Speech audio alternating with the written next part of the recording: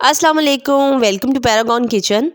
शादियों में खाया जाने वाला शाही दाल हलवा आज मैं आपके साथ शेयर करूंगी और आप इसके यूनिक टेस्ट को घर पे भी इंजॉय कर सकेंगे बहुत ही आसानी के साथ अगर आप फॉलो करेंगे सभी की सब टिप्स एंड ट्रिक्स को। तो चलिए बनाना शुरू करते हैं। यहाँ पर मैंने 1 कप दाल चना ले ली है और आपने इसको पानी में भिगो देना है जब तक दाल जो है वो थोड़ी फूल जाए और थोड़ी नरम हो जाए।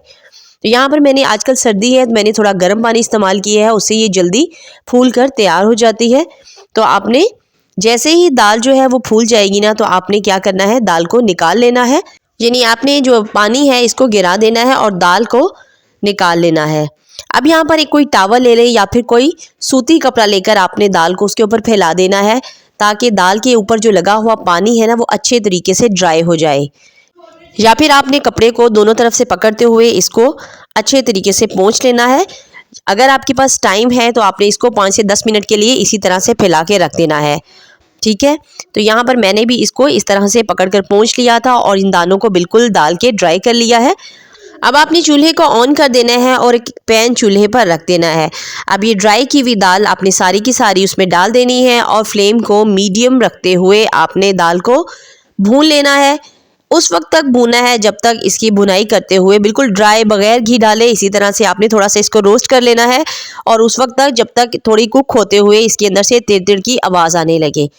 तो बस इस तरह से जब आप दानों को हिलाएंगे ना तो ये जब ड्राई हो जाएंगे तो एकदम खिले खिले नज़र आने लगेंगे। बस इस तरह से आने के बाद आपने चूल्हे को बंद कर देना है और इनको निकाल लेना है अलग से एक प्लेट में और इनको थोड़ा ठंडा कर लेना है। अब ठंडा करने के बाद आपने इनको डाल देना है किसी चॉपर के अंदर और इनको थोड़ा मोटी सूजी के दाने की तरह बिल्कुल इसको पीस कर तैयार कर लेना है। तो ये देखिए दाल जो है वो बिल्कुल पिस चुकी है और कुछ इस तरह से आपको नज़र आएगी। अब आपने दोबारा से पैन को चूल्हे पर रख देना है और इसके अंदर 1 कप से थोड़ा सा कम देसी घी शामिल कर देना है। 3 अदद हरी इलायचियाँ डाल देनी है। हल्की कड़कड़ाने पर आपने इसके अंदर जो हमने दाल को पाउडर बनाकर रखा है, ग्राइंड करके रखा है ना, वो आपने इसके अंदर शामिल कर देनी है। साथ ही में आपने 1/4 कप यानी 1 कप का चौथा हिस्सा इसके अंदर सूजी शामिल कर देनी है। अब इन दोनों चीज़ों को आपने मीडियम फ्लेम के ऊपर रखते हुए भूनना शुरू कर देना है। फ्लेम को बिल्कुल भी हाई नहीं करना और उस वक्त तक आपने इसकी भुनाई करनी है जब तक घी जो है बिल्कुल अच्छे तरीके से पूरी की पूरी दाल के अंदर बबल्स बनते हुए अलग ना होने लगे।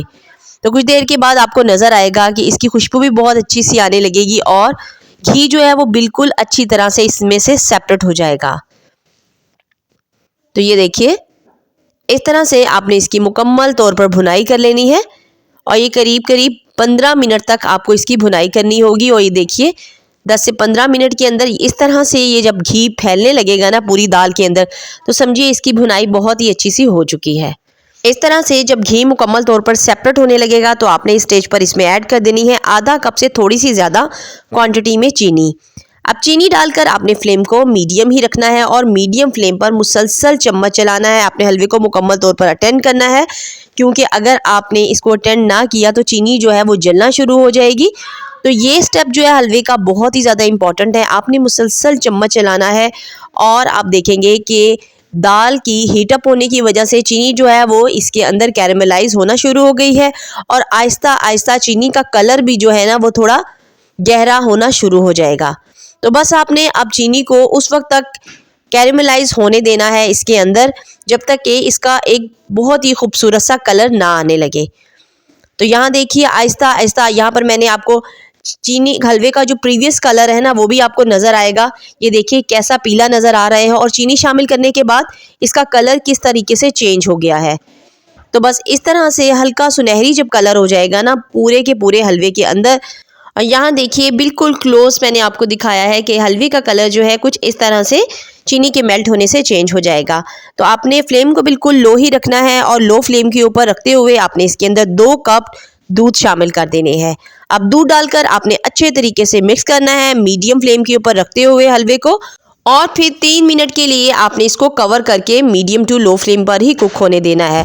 हलवे के लिए हमें चने दाल को जितना गलाना है ना ये 2 से 3 मिनट बस काफ़ी होंगे ताकि ये बहुत ही दानेदार और बहुत ही खिला खिला हलवा बनके तैयार हो। तो यहाँ पर 3 मिनट के लिए मैंने इसको कवर कर दिया लो फ्लेम के ऊपर रखते हुए। उससे क्या हुआ, इसने बहुत अच्छे तरीके से इसका टेक्सचर जो है वो बनके तैयार हो जाएगा। उसके बाद आपने ढक्कन को हटा लेना है और फ्लेम को मीडियम रखते हुए ही आपने मुसलसल चम्मच चलाना है और उस वक्त तक जब तक कि इसके अंदर शामिल किया हुआ घी जो है वो बिल्कुल किनारों पर ना आने लगे। यहाँ मैंने आखिर में एकदम शाइन के लिए 1 टेबलस्पून के करीब घी इसके अंदर मज़ीद शामिल किया है और अभी आप देखेंगे कुछ ही देर के अंदर घी जो है वो बिल्कुल किनारों पर निकलना शुरू हो गया है। जब आपको इस तरह से हलवे का टेक्सचर नज़र आए कि घी जो है वो बिल्कुल बबल्स बनता हुआ किनारों पर नज़र आने लगे, तो आपने इस स्टेज पर इसमें शामिल कर देना है। यहाँ मैंने आधा कप खोया इसके अंदर शामिल किया है। अगर आपके पास मिल्क पाउडर है तो आप इसमें मिल्क पाउडर भी शामिल कर सकते हैं। खोया शामिल करना है, फ्लेम को बिल्कुल मीडियम ही रखना है और उसके साथ साथ आपने मुसलसल चम्मच चलाते जाना है उस वक्त तक जब तक खोया शामिल करने के बाद भी घी जो है वो बिल्कुल किनारों पर ना आने लगे। तो आखिर में आपने इसमें शामिल कर देने हैं अपनी मर्ज़ी के साथ ड्राई फ्रूट। जब इस तरह से खोया शामिल करने के बाद घी जो है सारा किनारों पर आ जाएगा तो अपने मनपसंद ड्राई फ्रूट को इसके अंदर ऐड कर देना है और बस एक बार मिक्स कर लेना है। तो हलवे का टेक्सचर आपको नज़र आ रहा है कि ये कितना ज़बरदस्त चने की दाल का हलवा बन के तैयार हुआ है और बहुत ही ज़्यादा टेस्टी है। तो ज़रूर से आपने इसको एक बार ट्राई करके देखना है मेरे तरीके से। वीडियो अच्छी लगी है तो वीडियो को थम्स अप कर दीजिएगा। अब इंशाल्लाह फिर मिलेंगे। टिल देन नेक्स्ट वीडियो, तब तक के लिए अल्लाह हाफिज़।